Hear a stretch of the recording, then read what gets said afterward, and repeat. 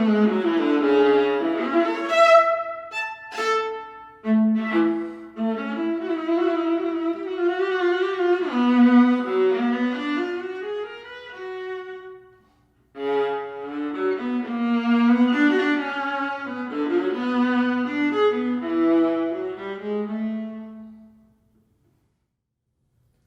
name is Sheldon Person, and this video is about the first TMEA 2021 Texas All-State Excerpt for Viola.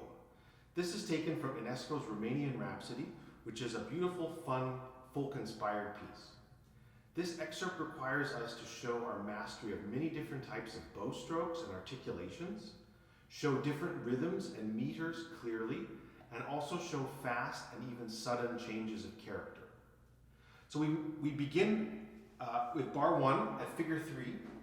The pickup is an 8th note. It has a line on it, so we play long and connected over the bar line. Slur. Now these 4 notes have lines and dots, so long but separate.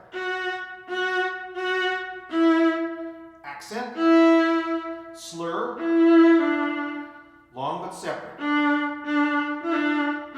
Accent. Long but separate. Legato, accent, long but separate, accent, legato. Now, in the 4th bar of figure 3, I don't do the glozando because I think the composer didn't write it. I don't see it original in my part or a score that I looked at. And my preference is not to do the glozando because it connects the notes. And to me, the composer asks for the F sharp to be long but separate and not connected. But if you need to play the glozando, let's talk about that. I think we've got 3 options. The glozando is there to emphasize the accent. So what we want to do is we want to think about, well, okay, we've got old bow, old note. So that would look like this. This is option number 1.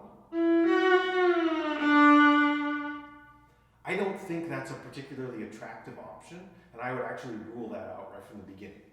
So let's say we're not going to do that one. Let's talk about the new note, new bow. And you've got 2 options here.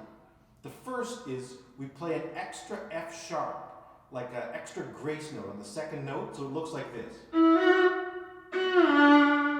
That's one option. Or the other option is we don't really lift the bow at all. We leave it on the string and do what a glozando does best, which is connect notes, and it would look like this. Actually, I think that would be my option. To me, that's this sounds the most kind of lyrical and natural. That would be the version that I would do if I had to pick one of the glozando options. Now, composer gives us offbeats, and he writes a cellare, which means getting faster. So we want to think of these offbeats starting from the string and lifting. So, and we get faster. And to me, we get faster until the 4th beat, right before the 6/8 tempo change. Because here's where the violins go 4 and a big leap, and 1 and 2 and 3 and 4. So if you'll notice, the composer gives us a line on that last note before the meter change. So the violins go 4, 1, 2, 3, 4, like that. So that's how we do that, negotiate that tempo change and meter change. Now we also need to play double stops at the 6/8, and I should say, composer writes posément, which means calmly or steadily, so we should have that in our mind. Now we've changed to 6/8. Now we need to play these double stops at posément, so here's how I do them. I actually shift from half position into first position between the notes, shift, and then I roll before the beat. So in slow motion it looks like this. 1, 2, 3, 4, like that. That's how I do it. Now, figure 4, we have our famous arpeggio going up. Now, we can go wrong with the arpeggio in a couple of different ways. One is if we forget that arpeggios and string crossings are elbow and upper arm lead the way. And the other way that we can go wrong about string crossings is if we forget to keep our bow moving. So we get stuff that kind of looks like this.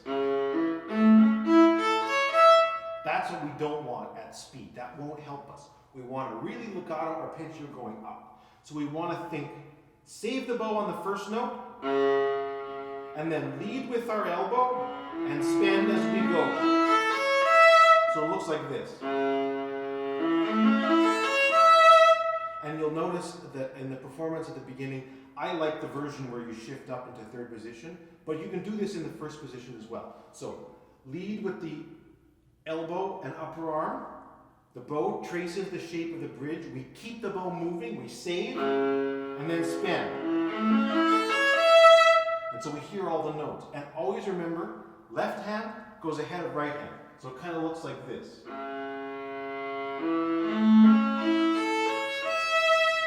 My left hand is always ready to go in advance of my right hand. So we practice it slowly to get all of those components. Now, here's where we get to show our new 6/8 meter and also a sudden character change. So I play all of these eighth notes from the string, lift. So lift, rest, lift, lift, rest, lift, lift, rest. Now, change again, legato. Diminuendo. Now this is legato, and I like to keep this rhythm steady with the left hand and just play a simple legato with the right. Crescendo. Sforzando.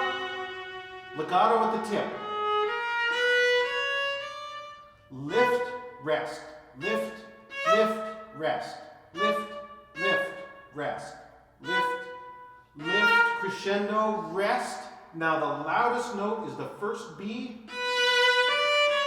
Diminuendo, all the way back. Legato, legato. Now we come to our favorite spot leading into figure 5, which is we need to play 8 16th notes in the space of 3 8th notes. Now, 3 against 2 we can do if we practice. 4 against 3 we can do if we practice. I don't recommend practicing 8 against 3 in real time unless like you're the kind of person who likes to calculate the numerical value of pi with a pencil. Maybe that's for you. For me, that's not what I do. I'll show you what I do. I think instead of 8, I think of 2 plus 3 plus 3. So it looks like this. 4, 5, 6. And then what I do is I aim for the big beats and I speed up the first 2 a little bit. So I aim for the big beats and I let the crescendo into figure 5 kind of take us, kind of like feel the musical gravity going into figure 5. So it looks like this. 1, 2. And to me, if you feel the big beats right and you do a little bit of rubato through that 8, you'll be so close to 8 against 3, and most importantly, there'll be a musical sweep to it. Again, it's the musical gravity that takes us to the downbeat of figure 5. That's what we need to shoot for. So that's your 8 against 3. We have another arpeggio going up, so think save with the bow, spin, rest, lift. Now here we've got an interesting harmonic situation. The way harmonics works, we're creating a note on the string and it's vibrating on both sides.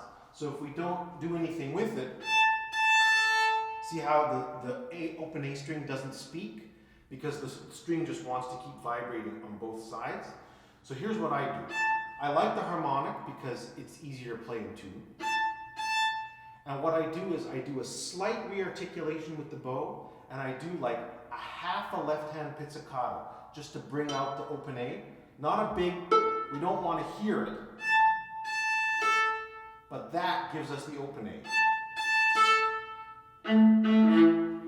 And now, the next passage, legato, I play up on the G string, and here's where I slide down.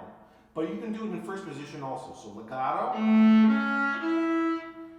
first half position, crescendo, sforzando. Now here's where you need to play legato, but really watch your pitch. Rest, rest. Accent, legato, legato crescendo, legato diminuendo, and another legato diminuendo. Cover the fifth here, so you can play this legato. And now, I don't like to end the excerpt on the dominant. It just triggers my obsessive compulsive, so I like to end it with an A. And to me, it feels like it's closed. So that's how I play this excerpt. I want to wish you all good luck on your 2021 TMEA Texas All-State Excerpts. If you have questions, please feel free to drop them in the comments and I'll try to answer them.